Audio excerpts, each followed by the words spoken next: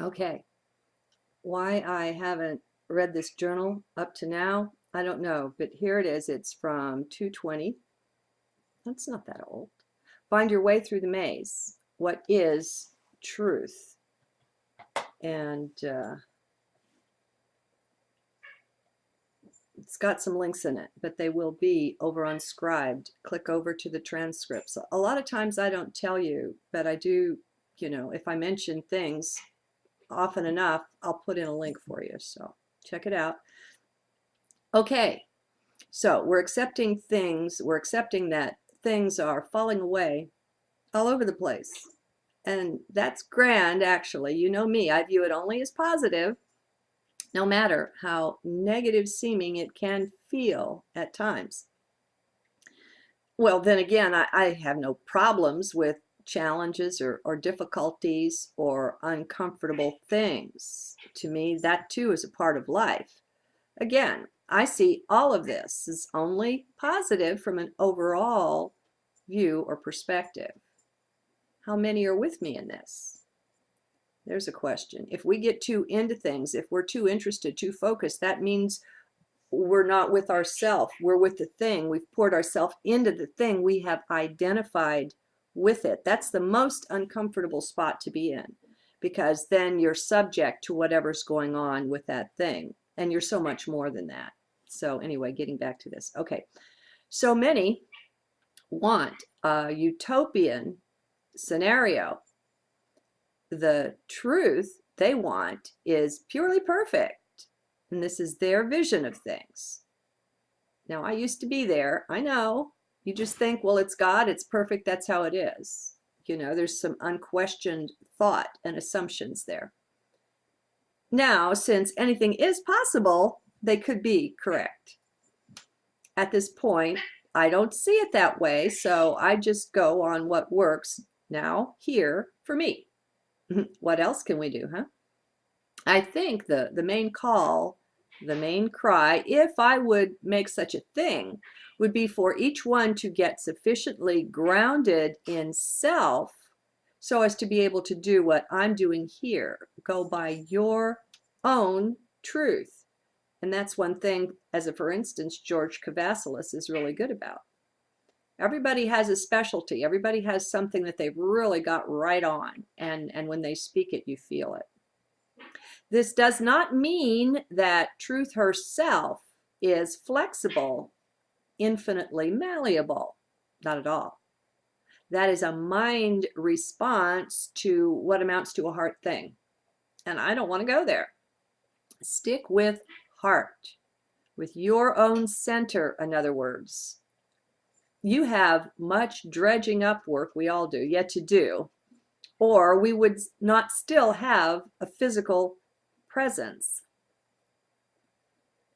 Now, that's probably 98% true. I suppose there are some perfected beings here just kind of walking around looking like they need to be going through all of this. It is not your own, quote unquote, personal work, for there really are no such things as individuals or persons. Then it is the work of the collective. Whatever, the dredging up work is there to be done. Once you've balanced your own crap, you will find yourself working on the crap that is for the collective. We're crap handling machines, I guess. I don't know. The work is there to be done. And let us not be afraid. See, we've been taught that we're these little bitty things. Oh my God, if you're trying to go along with the transcript to this one, forget it. I'm just all over the place. There is much facing of fear we are called on to do, my friends. Whatever your personal boogeyman, do know that you will be facing it. If not now, then later. It's unavoidable if you would be wed to Lady Truth. There is no way out or around or over, no dodging of any kind. We must wade through the muck as it presents itself. So let's just get on with it, okay? You have the courage, you see. You are divine. Have you contacted that part of you yet? Touched down with it? It is all in our forgetting of true identity that we've been able to be misled and played with. Had we but known and then stood firmly in our own center, our own truth as it can be called, we could never have been messed with in so many ridiculous ways. And that's how it seems as we're waking up. Well, don't let such things hold you back any longer. Find center and stand in it.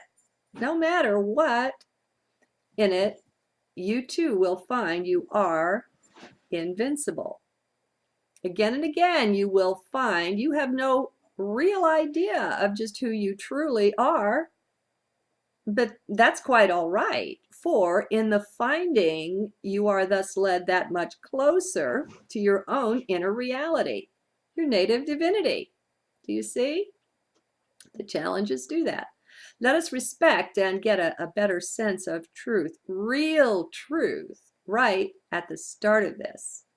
Nothing, but nothing can withstand the truth, capital T. Things may seem to win out over it, but they will all fail and fall in the sands of time. Truth itself will never be conquered. Anything at all that goes up against her is bound to eventually fall, and this is an age for that. Things, whole worlds and ages come and go, but not truth. She is eternal. Even beyond eternal, truth is wholly divine. Now, at center, at heart, you are truth. You stand witness to that. You are divine. This is the reality of identity that will always stand. Thus, if you ally yourself with it, that's a good beginning. You won't really feel you are truth itself until all the dross is washed away, full transmutation accomplished. Meanwhile, you can truthfully stand by her side while we still have this sense of duality. This is your current truth. Do you see? We must have full integrity in our now moment. I just listened to the latest Dimitri Halley video. It was on apocalypse, defined as exposure of truth. And as usual, very well done. It exposes how mind is running people around in circles and how they latch on to this or that popular philosophy, and yet they use it and they are used by it, and they still misunderstand. It was a bit difficult to listen to, for I truly want all who desire their freedom to have it. The reality is likely different. Unfortunately, not all will have it. And he helps us face that. Many are not willing to do the work involved to face and integrate the shadow, to come into perfect balance of the yin and the yang. And this is not one without a price. And it feels like it's a slicing off of a part of the self that we're doing here. It hurts. The price is your current identity, your sense of that, whatever that is. Only those willing to give up everything are in the very best position to win out unto naked truth. You don't have to be there, but you're in the best position if you are. For the rest, it will be some mind game or another until they get tired of that. Though their seeking be real enough, their level of surrender just isn't there yet.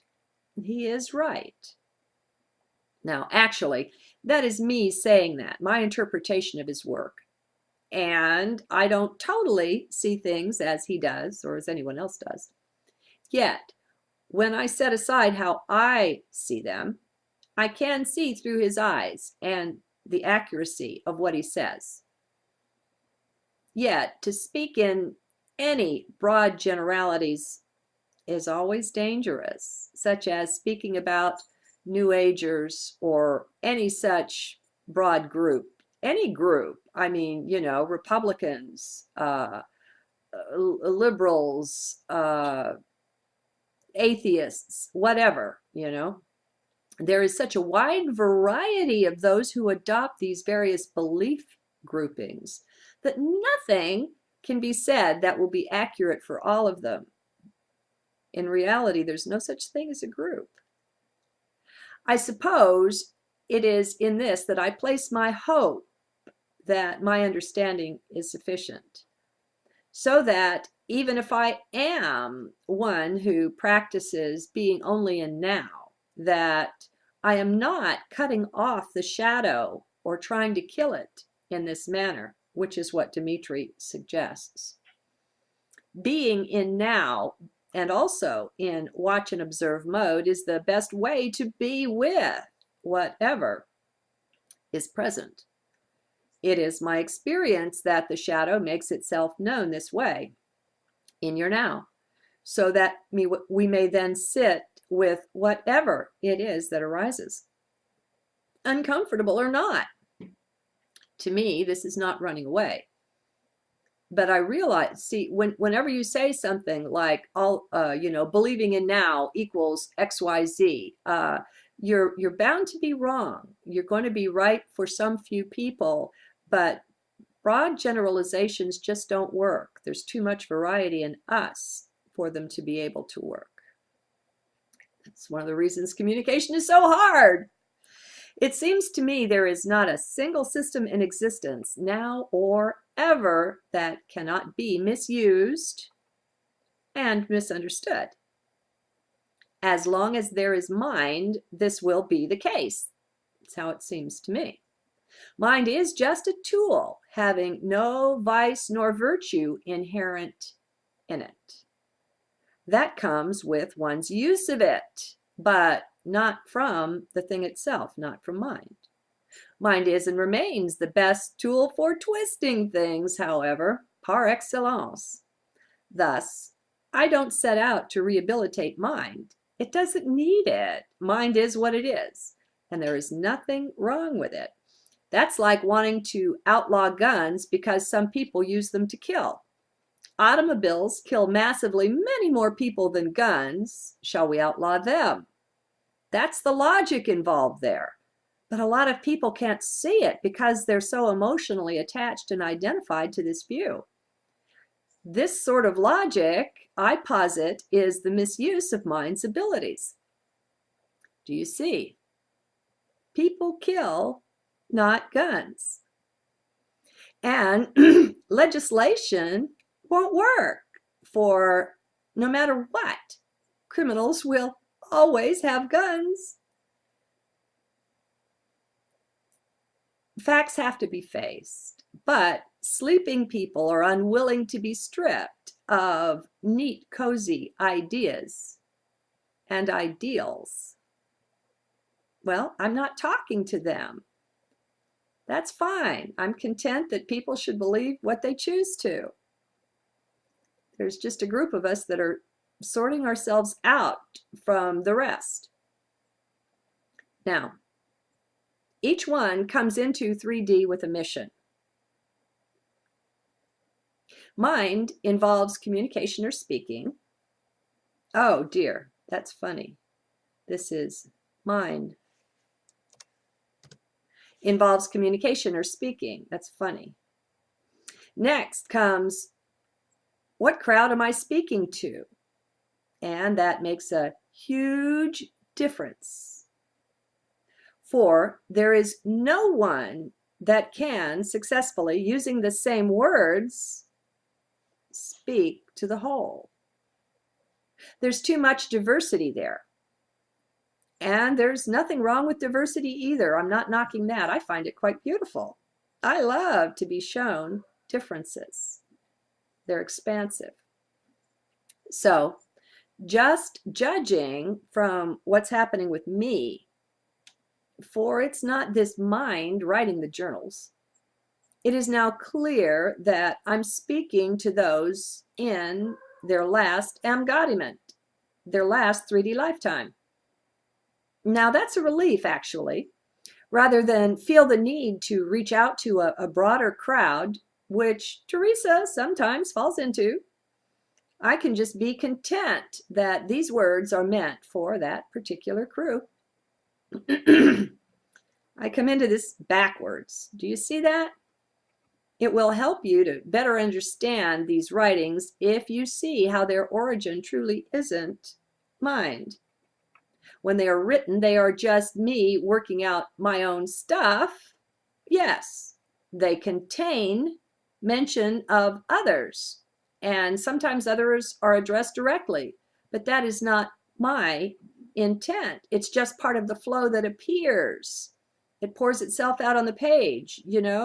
40 years ago when I started these journals, there was some of that.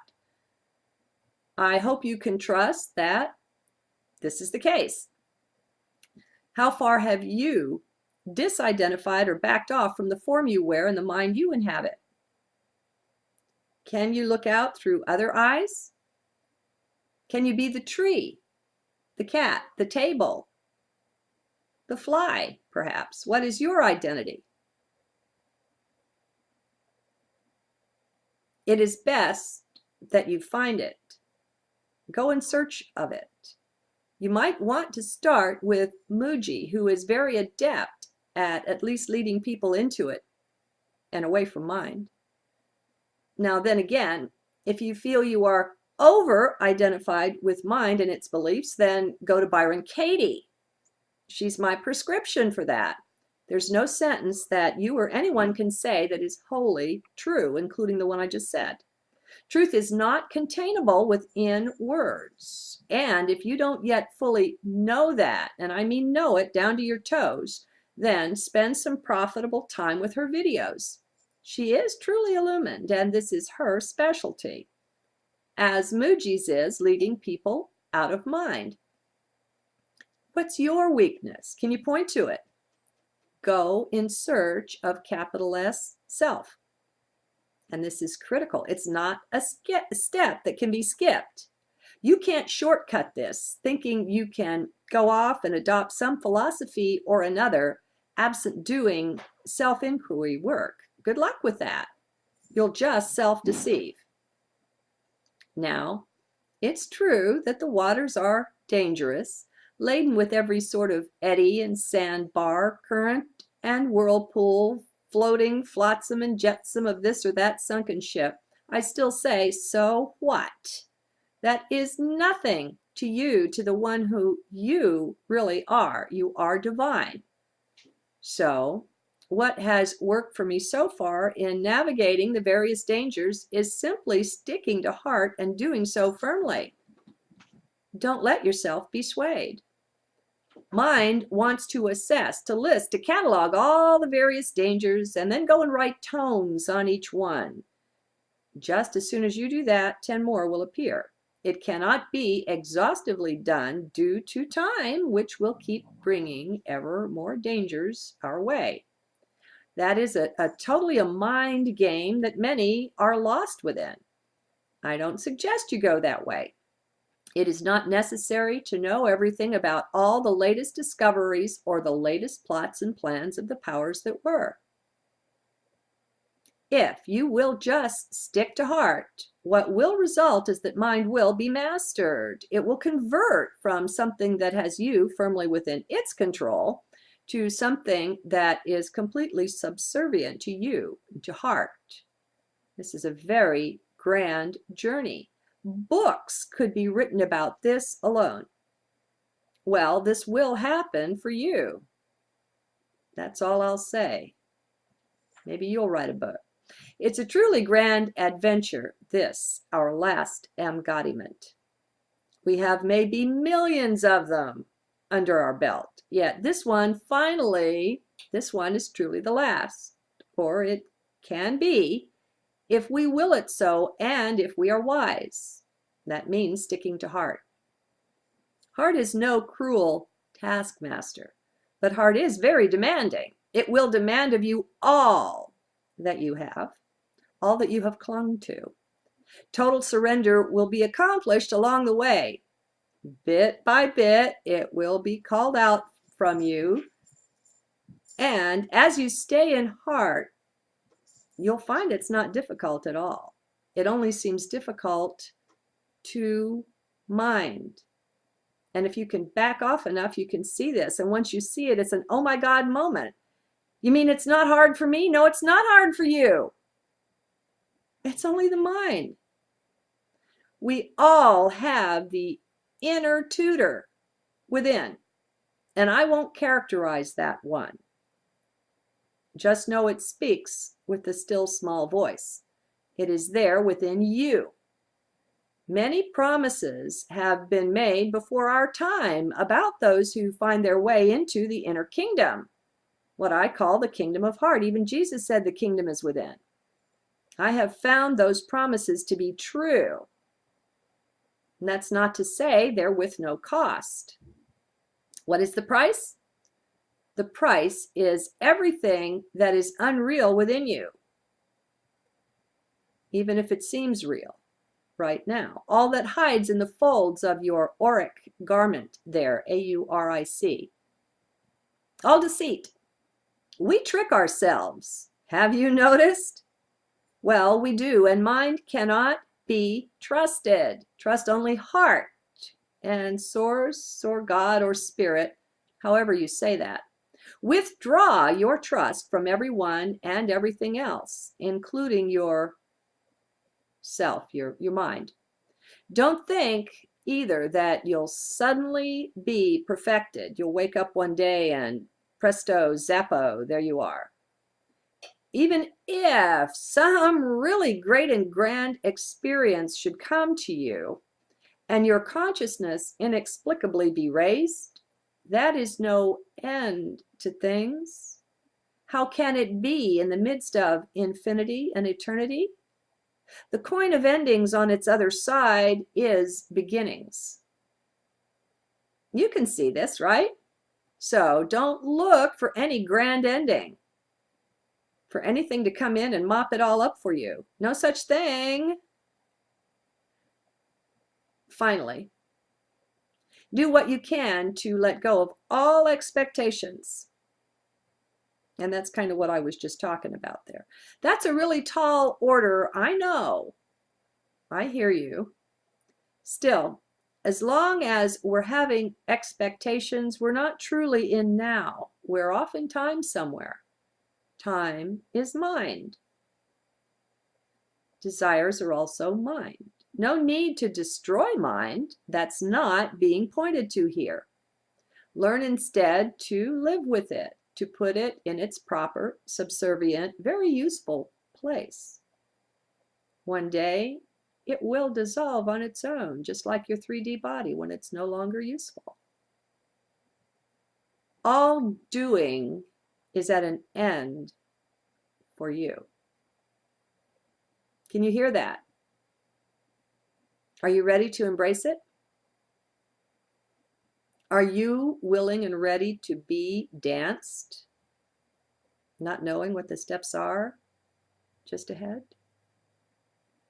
It's a strange way to live, and you will make mistakes. We all do. Are you up for that? Or do you have some artificial notion of perfection, that I'm not illumined unless everything I do is perfect? That's not a illumined master because everything he or she does isn't perfect? Or do you still nurture such an ego that you must always be right, or you'd rather be silent? Let go, let go, let go. What else can I say? And be alert. Good day. You just think, well, it's God, it's perfect, that's how it is. You know, there's some unquestioned thought and assumptions there. Now, since anything is possible, they could be correct. At this point, I don't see it that way, so I just go on what works now, here, for me. What else can we do, huh? I think the main call, the main cry, if I would make such a thing, would be for each one to get sufficiently grounded in self so as to be able to do what I'm doing here. Go by your own truth. And that's one thing, as a for instance, George Kavasilis is really good about. Everybody has a specialty. Everybody has something that they've really got right on. And when they speak it, you feel it. This does not mean that truth herself is flexible, infinitely malleable. Not at all. That is a mind response to what amounts to a heart thing. And I don't want to go there. Stick with heart, with your own center, in other words. You have much dredging up work, we all do, yet to do, or we would not still have how many are with me in this.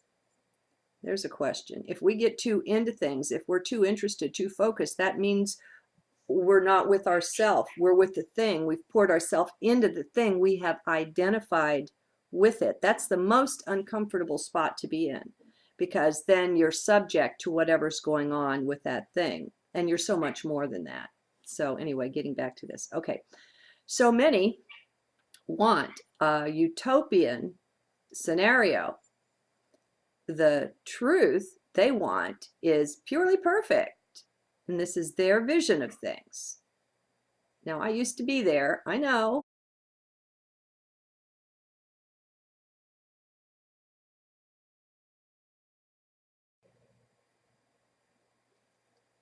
Okay. Why I haven't read this journal up to now, I don't know. But here it is. It's from 220. That's not that old. Find your way through the maze. What is truth? And it's got some links in it, but they will be over on Scribed. Click over to the transcripts. A lot of times I don't tell you, but I do, if I mention things often enough, I'll put in a link for you. So check it out. Okay, so we're accepting things. We're accepting that things are falling away all over the place. And that's grand, actually. You know me, I view it only as positive, no matter how negative seeming it can feel at times.